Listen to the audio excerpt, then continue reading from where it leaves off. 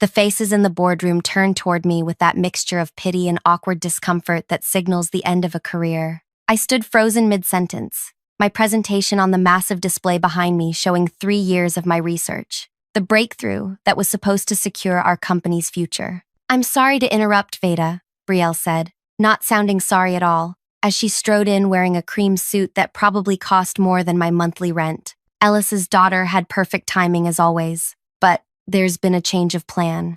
I watched her glide to the front of the room while my body went numb, fingers still hovering over my clicker. The 6 investors, who minutes earlier had been nodding along to my presentation, now straightened in their chairs, their attention completely redirected. "My father asked me to share some exciting news," Brielle continued, not even glancing my way. "We've developed an alternative approach that shows significantly better market potential." My throat closed as she pulled up her own presentation, effortlessly minimizing mine with a casual gesture that seemed to mirror what she was doing to my entire existence. The room's attention shifted completely as my work disappeared from view. "We don't need your ideas anymore," she said to me, her voice low enough that only I could hear as she passed by, then louder, to the room. "Veda's work laid important groundwork, but we're taking a more innovative direction." I stood there, invisible now, as she showed slides that looked suspiciously like concepts I'd discussed during late nights in the lab. Concepts I'd never formally presented but had written in my personal notebooks.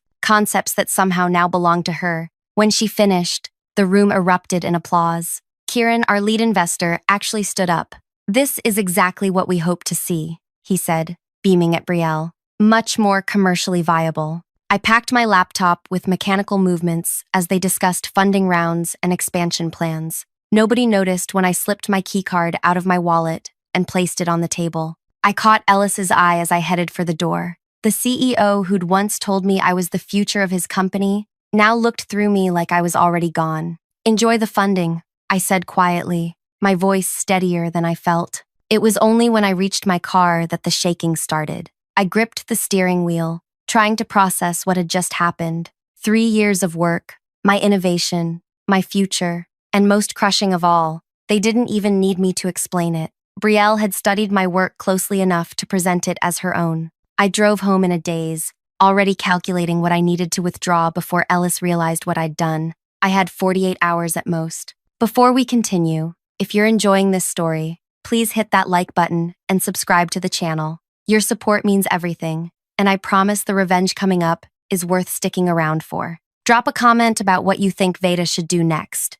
I love reading your theories. My name is Veda. I'm not what most people picture when they think scientific innovator. I don't have advanced degrees from prestigious universities or family connections in the industry. What I do have is an almost supernatural ability to see patterns others miss, and the stubborn persistence to follow them to their conclusion. I grew up watching my mother clean other people's homes, studying at whatever desk or table was available in whatever apartment we could afford that month. I clawed my way through college on scholarships and waitressing tips. When most students were sleeping, I was in labs, assisting on research that never bore my name. Ellis hired me 4 years ago despite my unconventional background, or perhaps because of it. "Fresh perspectives create breakthroughs," he'd said during my interview, seeming genuinely impressed by my self-taught approach to molecular biology. For 3 years, I worked 16-hour days developing a method to stabilize volatile compounds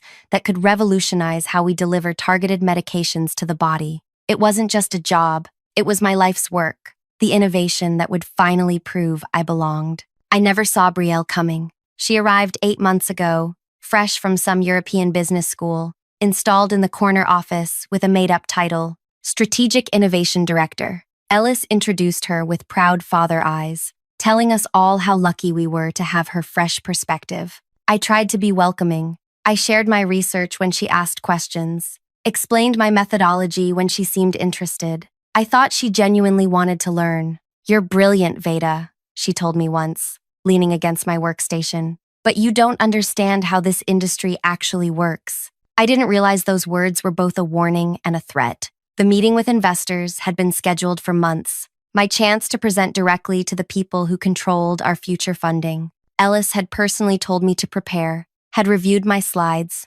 had nodded with satisfaction at the results I presented. Then, 3 days before the meeting, Brielle started asking more detailed questions. She insisted on seeing my latest lab notebooks. She wanted to understand the commercial applications more clearly. I opened the door to my apartment now, tossing my keys onto the counter and staring at the emptiness. My cat, Newton, rubbed against my ankles, sensing my distress. I picked him up, burying my face in his fur as the reality crashed over me. She hadn't just stolen my presentation, she'd stolen my future. By this time tomorrow, Ellis would realize what I'd withdrawn, and then the real chaos would begin. My phone buzzed with a text from Zara, my closest friend at the lab. What happened? Everyone's talking, but nobody knows anything. I stared at the message, unsure how to respond. How do you explain having your life's work ripped away? How do you admit you've just walked away from everything you've built? Before I could decide, another message appeared.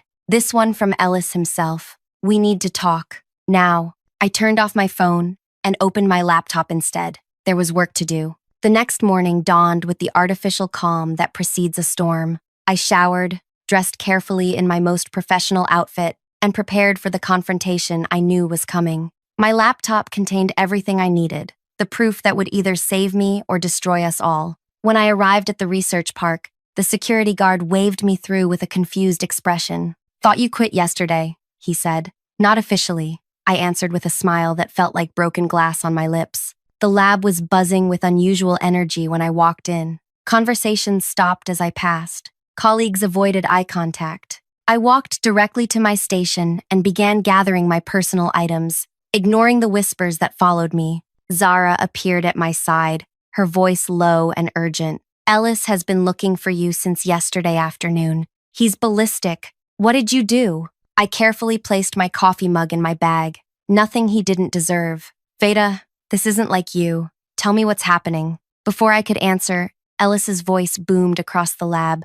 Veda, my office. Now. The walk to his office felt like crossing a battlefield. Every eye tracked my movement, waiting for the explosion. Ellis stood in his doorway, face flushed with anger, his designer suit somehow making him look more desperate rather than powerful. Close the door, he barked when I entered. I did so carefully, then stood waiting. I wouldn't sit unless invited, a small act of defiance that I knew would register with him. Where is it? He demanded. I tilted my head slightly. Where is what, exactly? Don't play games with me. You know exactly what's missing. The investors are arriving in an hour to finalize everything, and suddenly we can't access the core stabilization process, the one you were responsible for. I let his words hang in the air between us, enjoying the way his certainty began to crack in the face of my silence. I'm afraid I don't know what you mean, I said finally. According to yesterday's meeting, you're going with Brielle's concept instead. My ideas aren't needed anymore.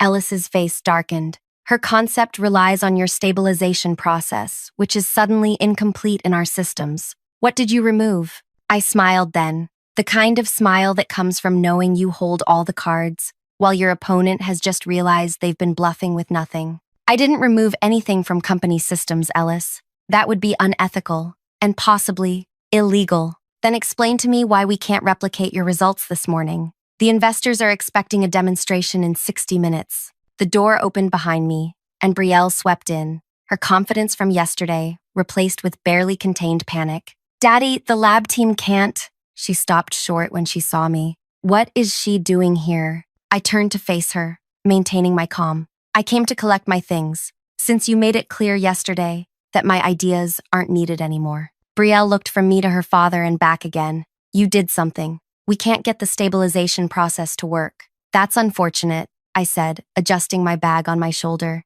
Have you tried following your own innovative approach? The one you presented yesterday? The color drained from her face. You know, I was building on your work. Did I? That wasn't mentioned in your presentation. In fact, I believe you specifically said you'd developed an alternative approach. Ellis stepped forward. Enough games. The investors will be here soon. Fix this, and we can discuss compensation, a promotion, whatever you want. I looked at him directly. I'm afraid I can't help you, Ellis. As I said, I didn't remove anything from company systems. Everything I developed while employed here remains intact. Then why isn't it working? Brielle hissed. I checked my watch deliberately. Perhaps because science requires understanding, not just slides and buzzwords. I moved toward the door. Now, if you'll excuse me, I have a meeting of my own to attend. Ellis moved to block my path. You're not going anywhere until you fix this. I kept my expression neutral as I looked up at Ellis. Are you physically preventing me from leaving? Because that would create a whole different set of problems for you. The implied threat hung between us. Ellis was many things: ruthless, calculating, privileged, but he wasn't stupid. After a moment, he stepped aside. His jaw clenched so tight I could almost hear his teeth cracking. "This isn't over," he said. "Actually, it is," I replied, walking past him. "I quit yesterday, remember? When your daughter announced that my ideas weren't needed anymore." I felt their stares burning into my back as I walked through the lab. Colleagues who had been whispering minutes earlier now watched in stunned silence. Most would never dare to stand up to Ellis.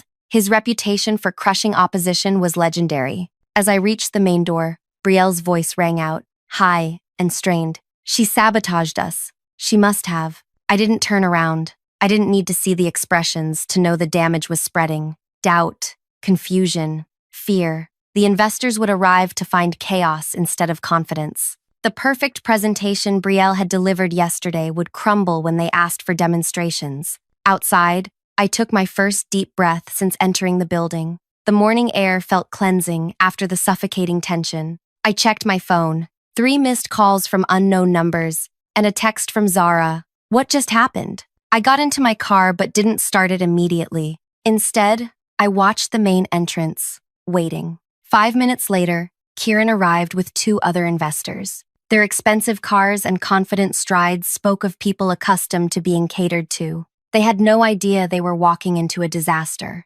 Another 10 minutes passed before my phone rang. A number I didn't recognize. I let it go to voicemail. 30 seconds later, it rang again. Same number. This time, I answered.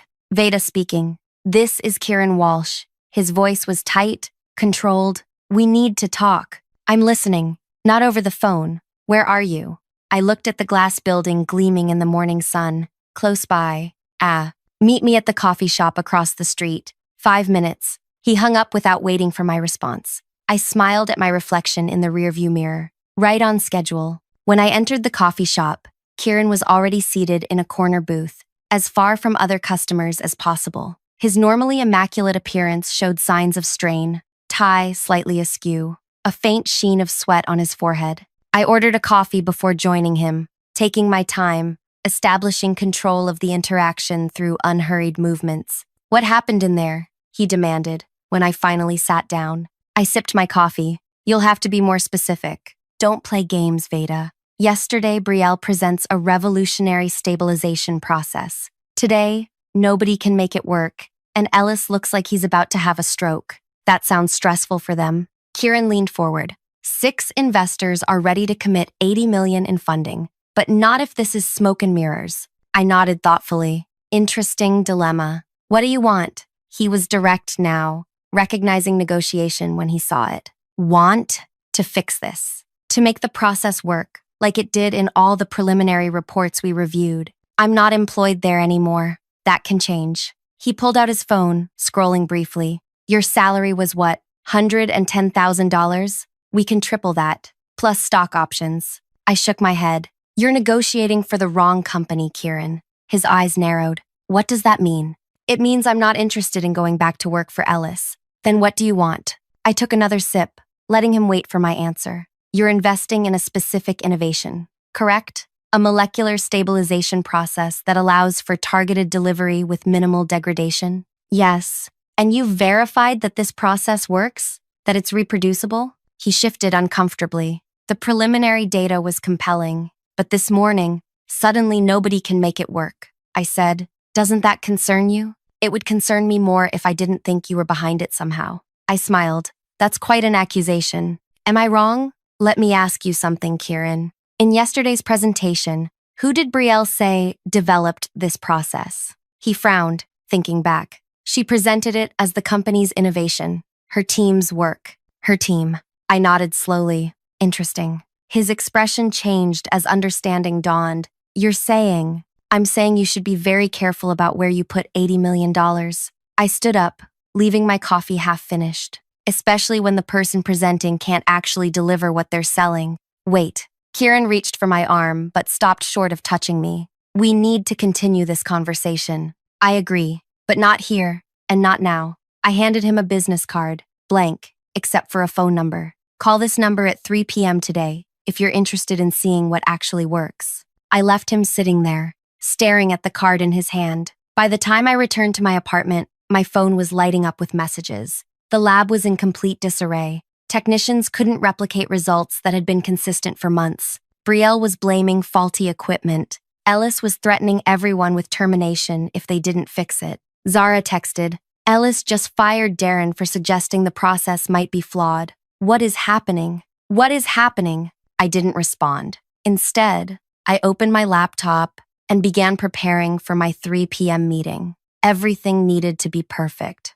At 2:30, my doorbell rang. I checked the security camera, surprised to see Ellis standing there, alone. His car idled at the curb, no driver visible. He'd come himself. I considered ignoring him but decided against it. This confrontation was inevitable. When I opened the door, he looked older than he had that morning. The powerful CEO was showing cracks. "May I come in?" His voice lacked its usual commanding tone. I stepped aside, allowing him entry, but saying nothing. He glanced around my modest apartment, taking in the stacks of scientific journals, the small desk cluttered with notes, the cat watching warily from atop a bookshelf. "The investors walked out," he said finally. "I'm sorry to hear that." "No, you're not." There was no anger in his voice now, just exhaustion. "You planned this." "I planned nothing, Ellis. I simply quit after being publicly humiliated and having my work stolen." He winced at my directness. Brielle was overzealous. "She shouldn't have presented without acknowledging your contributions."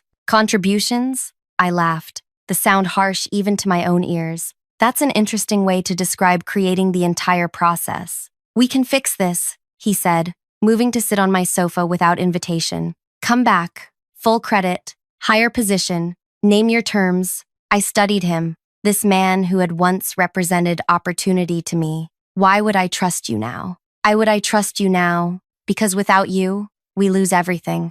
The company, the funding, everything we've built." "You mean everything I built while you took the credit?" He flinched but didn't deny it. "What do you want, Veda?" "I want you to leave. Be reasonable. We both lose if you—" "No, Ellis. Only you lose." I glanced at my watch. "I have a meeting to prepare for." His face darkened. "With who?" "That's not your concern anymore." He stood, anger replacing fatigue. "You can't take our research to competitors. Everything you developed belongs to the company." "I didn't take anything that belongs to the company, Ellis. I promise you that." His eyes narrowed. "Then why can't we make it work?" I opened the door, indicating our conversation was over, perhaps because science is complex, and not everything can be stolen with a flashy presentation. As he stepped toward the door, his phone rang. He checked it, his expression shifting from anger to concern. "We're not finished," he said, answering the call as he walked out. I closed the door behind him, leaning against it for a moment. My hands trembled slightly. Confrontation had never been my strength, but I was beyond caring about comfort now. At 3 p.m., exactly, my phone rang. "Hello, Kieran," I answered. "Have you decided if you're interested in seeing something that actually works?" "I'm listening," he replied, "but I'm not alone." "Who's with you?" "The entire investment group. After this morning's situation, we need certainty." I smiled to myself. "Text me the address. I'll bring everything you need to see." 2 hours later, I stood before 6 of the industry's most powerful investors in a private conference room at their downtown offices. No Ellis, no Brielle, just me and the work I'd dedicated years to perfecting. "Before I begin," I said, setting up my equipment, "I want to be clear about something. What you're about to see belongs to me, not to Ellis's company." Kieran leaned forward. "That contradicts what we were told yesterday." "I imagine many things you were told yesterday won't hold up to scrutiny." I launched into my presentation, explaining the true methodology behind the stabilization process. I demonstrated the results with samples I'd prepared, allowing them to verify the efficacy themselves. When I finished, the room was silent for several seconds. Finally, Kieran spoke. "This is remarkable work, Veda, but it raises serious questions about what happened at Ellis's company." "I can answer those questions," I said. "But first, I need to know if you're interested in funding the actual innovation, not just a presentation about it." Another investor, Amara, spoke up. Are you saying you've established your own company? I have. As of 3 weeks ago. Kieran's eyebrows rose. 3 weeks? Before yesterday's presentation? I nodded. I sensed which way the wind was blowing. And the process? The intellectual property? Belongs to me personally, developed through independent research, conducted outside company hours, using my own resources. Ellis will fight that claim, Amara said. Let him try, I replied, sliding a folder across the table. This contains documentation of every step I took to protect my work, verified by independent legal counsel. Kieran opened the folder, scanning its contents with growing interest. You've been planning this for months. I've been protecting myself for months, I corrected. There's a difference. And what exactly happened this morning? Amara asked. Why couldn't their lab replicate the results? I met her gaze steadily. Because they never fully understood the process to begin with. They had my results, but not my methodology. Brielle saw the destination, but not the path. That's devastating for them, Kieran said slowly. Yes, I agreed. It is. The investors exchanged glances, a silent conversation happening above the polished conference table. I remained standing, calm despite the butterflies in my stomach. This moment would determine everything. We need to discuss this privately, Kieran finally said. I nodded, gathering my materials. Of course. No, Amara interrupted, raising her hand. Stay, please. I have more questions. I paused, caught between the impulse to give them space and the need to maintain momentum. Your documentation shows you developed this innovation independently, she continued, tapping the folder. But you were employed by Ellis during this time. Most contracts have clauses about intellectual property. Mine did as well, I acknowledged, which is why I was careful to develop the critical components on my own time, with my own equipment. The lab results they have show a version that works, but not the refined process I've developed since realizing what was happening. And when was that exactly? Another investor asked. When Brielle arrived, I said simply. She asked too many specific questions, spent too much time examining my notes, rather than understanding the science. After the second time I caught her going through my desk after hours, I created a separate research path. Kieran's eyebrows shot up. You have proof of that? I nodded. Security footage. I requested it, claiming I'd misplaced some notes. The cameras caught her at my workstation at 10:30 p.m. on 3 separate occasions when I wasn't present. The room went quiet again. I could see the calculations happening behind their eyes. Not just financial ones, but reputational. Nobody wanted to back a company built on stolen research. What exactly are you proposing? Kieran finally asked. My company, Solara Therapeutics, is seeking investment to bring this stabilization process to market. We're small, but focused. No bloated management structure, no nepotism, just scientists who understand what we're building. And your team is? Currently 4 people, including myself, all experts who left Ellis's company in the past year due to. I paused, choosing my words carefully. Leadership concerns. Amara nodded slowly. You've been planning your exit strategy for some time. I've been protecting my work. I corrected again. The exit became necessary when it became clear my contributions wouldn't be respected or acknowledged. One of the quieter investors leaned forward. What makes your process different from what we saw yesterday? In layman's terms. I appreciated the question. This was my element, the science itself, not the politics around it. Imagine trying to deliver medicine to a specific part of the body. Traditional methods are like throwing darts blindfolded. Some might hit the target, but most scatter elsewhere, causing side effects. My process creates what you might call a guided missile system. The medication remains stable until it reaches exactly where it's needed, then activates precisely. And the applications? Cancer treatment initially, delivering chemotherapy directly to tumors without damaging surrounding tissue. Eventually, the platform could work for neurological conditions, autoimmune disorders, anywhere we need targeted treatment. The energy in the room shifted. This wasn't just about corporate drama anymore.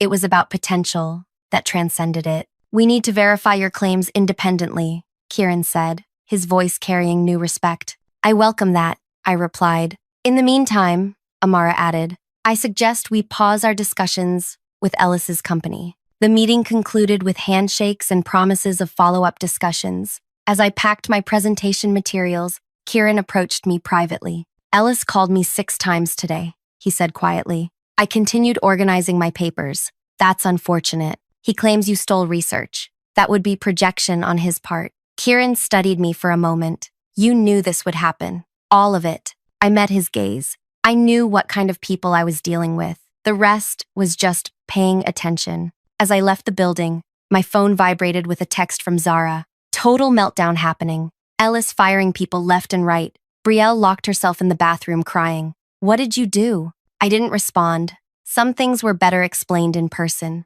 When I reached my car, another message appeared. This one from Ellis himself. This isn't over. You've made a serious mistake. I stared at the words, feeling not fear, but a strange calm. The threat was expected, predictable, like everything else about Ellis when you understood what motivated him. That evening, I met Zara at a quiet restaurant across town, away from anyone who might recognize us. She arrived looking exhausted, her lab coat exchanged for a sweater that couldn't hide the tension in her shoulders. I've never seen anything like today, she said immediately, not even waiting to sit down. Ellis completely lost it. He threw a chair through his office window. Is everyone okay? Physically? Yes. Professionally? Half the senior staff resigned on the spot. The rest are updating their resumes. She leaned in. The investors pulled out completely. All of them. I nodded, unsurprised. You did something, she continued, studying my face. You know exactly what happened. I protected myself and my work. How? I smiled slightly. By understanding people's motivations. Ellis wants status and control. Brielle wants to prove herself to her father without doing the work. The investors want a return without risk. And you? What do you want? Recognition for what I built, and never to feel as powerless as I did in that boardroom. Zara sat back. You're starting your own company, aren't you? Already started. 3 weeks ago. Her eyes widened. Before the presentation? I saw where things were heading. She hesitated. Is there room for another scientist? I thought you'd never ask. The next morning, my lawyer called with news. Ellis had filed an emergency injunction, trying to block me from using his research. The judge had denied it based on the documentation I'd provided weeks earlier. He's floundering, my lawyer explained, making desperate moves without proper preparation. Will there be more legal challenges? Almost certainly, but we're prepared for them. Your foresight in documenting everything independently was crucial. By afternoon, industry blogs were buzzing with rumors. Ellis's company stock had dropped 15%. Board members were calling emergency meetings, and through carefully cultivated contacts, I learned that Brielle had been quietly removed from her position. I didn't feel the joy I'd expected. Instead, I felt a strange emptiness, the vacuum that follows when something that consumed you suddenly evaporates. That evening, as I worked late in my small but growing lab space, the security system alerted me to a visitor. The camera showed Brielle standing outside, looking nothing like the confident woman who had interrupted my presentation. Her hair was pulled back carelessly, her clothing rumpled, her posture defeated. Against my better judgment, I buzzed her in. She entered cautiously, glancing around the modest space with surprise. This is it? This is what destroyed us? You destroyed yourselves, I replied. I just refused to go down with you. She sank into the nearest chair without waiting for an invitation. My father won't speak to me. The board removed me this morning. Her voice held no tears, just disbelief. Everything's gone. What did you expect would happen when you stole someone else's research without understanding it? I didn't steal it, she insisted automatically, then stopped herself. I adapted it, improved the presentation. Science isn't about presentations, Brielle. It's about truth, about putting in the hours to understand complex systems. There are no shortcuts. She looked up at me, and for the first time, I saw past the privileged exterior to the insecurity beneath. How did you do it? How did you know what would happen? I paid attention to details, to patterns, to people. While you were studying my notes, I was studying you. She winced at the directness. The investors are talking to you now, aren't they? I nodded. They won't invest in my father's company even if I'm gone? The damage is done. Trust, once broken, is nearly impossible to restore. She stood suddenly. I didn't come here for sympathy. I came to understand what happened. Now you do. As she turned to leave, she paused at the door. You planned all of this from the beginning. No, I corrected. I simply created options for myself, while you and your father eliminated yours. After she left, I sat alone in the lab, surrounded by the equipment I'd purchased with my own savings. The space was small compared to Ellis's state-of-the-art facility, but it was mine. Every beaker, every centrifuge, every microscope represented a choice to bet on myself when no one else would. 48 hours after Brielle interrupted my presentation, everything had changed. Ellis's company was in freefall. The investors were negotiating with me instead, and the research that might help countless patients would continue under my direction. The revenge wasn't in destroying Ellis or humiliating Brielle. It was in proving they had never been necessary to begin with. My phone rang. Kieran, again. The boards finalized their decision, he said without preamble. We're prepared to offer initial funding of $60 million, with performance-based additions that could take it to 100. I closed my eyes briefly, absorbing the magnitude of what had just happened. There's something else, he continued. Ellis is being removed as CEO. The boards lost confidence. I see. They're asking about you as a possible replacement. I laughed, genuinely surprised. I'm flattered,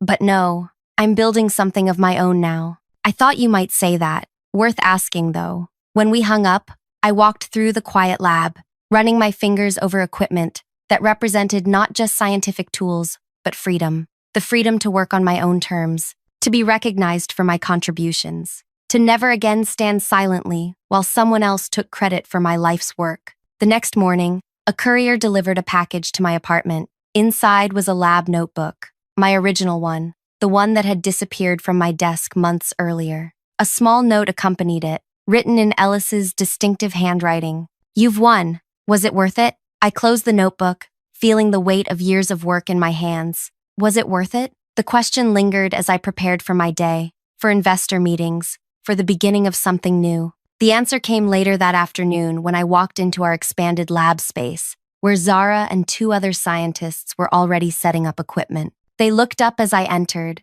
their faces showing something I'd rarely seen directed at me in Ellis's company: respect. Ready to change the world? I asked. Their answering smiles told me everything I needed to know. Yes, it was worth it. If this story resonated with you, please hit that like button and subscribe for more tales of justice served. Have you ever had to stand up for yourself against someone who tried to take credit for your work? Share your experiences in the comments below. I read every single one. And remember, sometimes the best revenge isn't about tearing others down. It's about building yourself up to heights they never imagined you could reach.